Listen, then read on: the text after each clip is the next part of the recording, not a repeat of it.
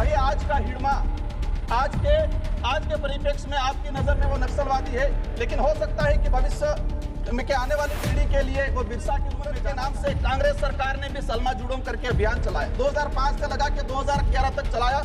उस समय क्या हुआ, एक खूनी संघर्ष हुआ, एक खूनी खेल खेला गया सरकार के द्वारा।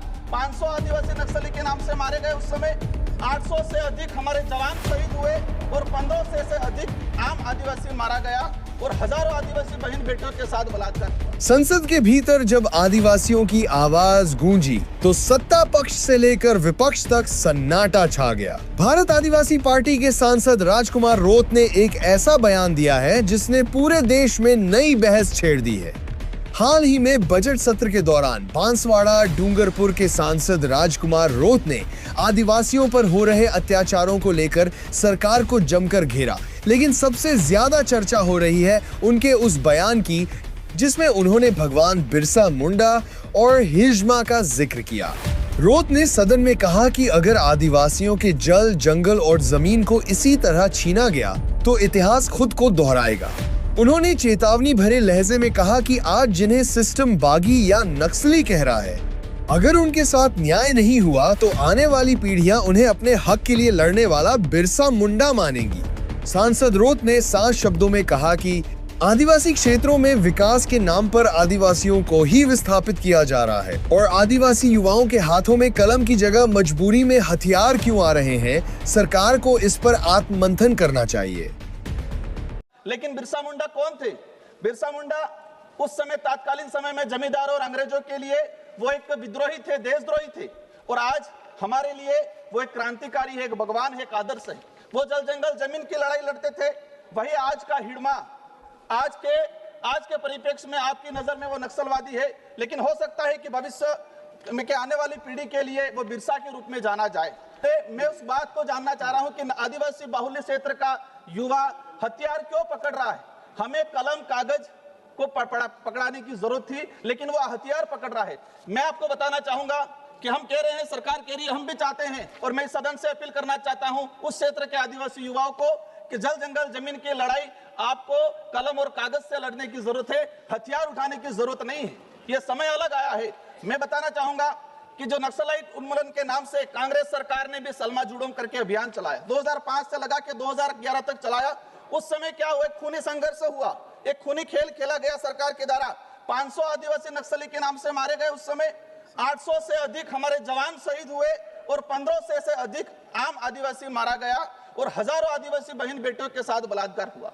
आज वर्तमान समय में भी वही चीजें 500 के आसपास आदिवासी समुदाय नक्सलाइट के नाम से मारे गए। सभापति महोदय, ये बात इसलिए बता रहा हूं कि आज हम जिसको नक्सलाइट कह रहे हैं वो इस देश का आदिवासी है, और ये भी जानना पड़ेगा कि इस देश का मूल मालिक है। इसलिए इस देश का आदिवासियों के साथ अगर वो जल जंगल जमीन के अधिकार की बात कर रहा है, मैं मानता हूं वो हथियार उठा रहा है, मैं ये भी चाहता हूं वो खत्म होना चाहिए, लेकिन उनको हथियार चाइना से लाके देने वाले लोग कौन है, ये भी सफाई होनी चाहिए। मार्च 2026 में नक्सलाइट खत्म होना चाहिए, लेकिन जो बड़े लोग कौन है जो हथियार सप्लाई कर रहे हैं, वो लोग कौन है? माननीय सभापति महोदय, मेरे क्षेत्र आज अंग्रेजी शासन काल में कई अत्याचार हुए।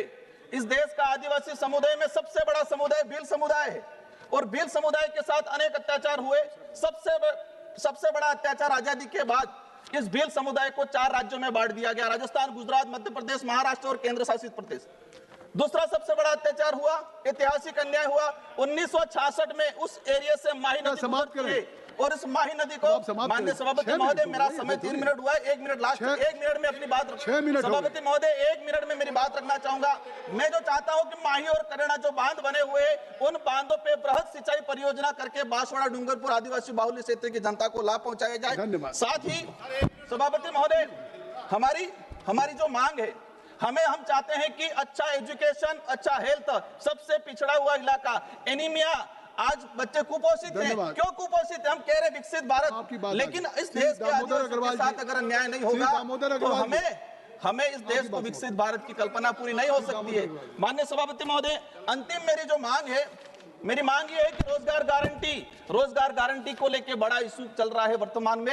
125 दिन करने की बात कर रहे हो, लेकिन पिछले 2 साल में 100 दिन कितने लोगों को दिए गए? ये सबसे दूसरी, वर्तमान में इस क्षेत्र के अंदर आज हम देख रहे हैं आंगनवाड़ी कार्यकर्ता के लिए मेरा अनुरोध है कि 4,500 के अंदर केंद्र सरकार जो दे रही है उससे घर नहीं चल सकता है, तो हमें कम से कम 10,000 रुपए उनको देना चाहिए। और साथ ही जो वर्तमान समय के अंदर जो स्कूलों के अंदर पोषाहार बनाने वाले जो महिलाएं हैं उनको 1,000 रुपये दिया जा रहा है। 1,000 रुपये में कैसे घर चलेगा इनके लिए? तो इनके लिए मेरा सरकार से अनुरोध है कि सरकारी विद्यालयों में पोषाहार बनाने वाले जो मजदूर हैं, जो महिलाएं हैं हमारी, उनको कम से कम 5 से 7,000 रुपये तक तनख्वाह दी जाए।